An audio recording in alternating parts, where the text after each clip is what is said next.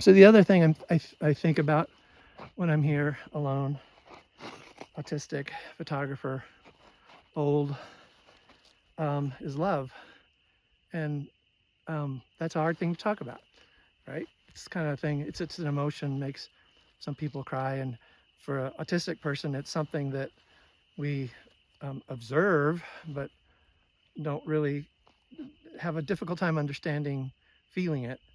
And unfortunately, a lot of people think that autistic people are, with our blank faces, somebody's pouring out their heart and soul of a broken heart and a problem or something that really makes them angry, or somebody they met that just throws them over the moon.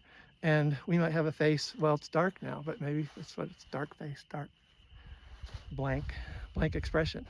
So now people think, oh, you just don't care. We don't understand what it means to love. We don't. Well, that's not really true. We understand. And I can speak from personal experience that when people are hurt around us and talking to us about that pain, or venting because they're angry or happy, we feel that profoundly. We are in turmoil. We are, just as every bit as much as they are. We see them doing that. We feel that feeling.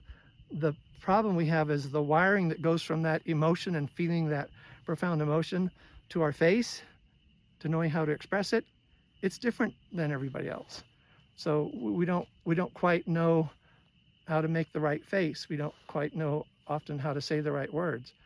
But oh my God, don't ever be mistaken in thinking that just because you know someone that's autistic that they don't feel as much. I promise you, we feel as much as or more than anybody else.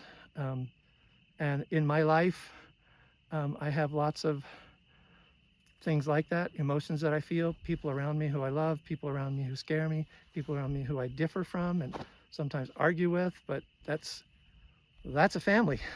That's, if you're gonna be in a family, you kind of take it all. And then other people that I meet that make an impression on me that I really want to be able to make friends with.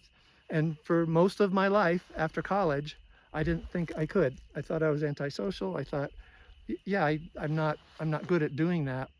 And the autism diagnosis, probably the most revelatory thing in there was that, wait a minute, I have trouble making friends, not because I'm antisocial or unpleasant or difficult to be around, but no, none of that was true. It's a medical thing. It's a medical thing. It's just wiring.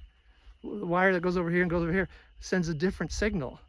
So once I found out it was just wiring, and that it's a diagnosis, it's a known, and other people have it, and there are Facebook groups about it, you can now learn. And if there's anything autistic people at my level 1, are good at, it's research. We are all over research. So OCD and autism have like a 98% overlap.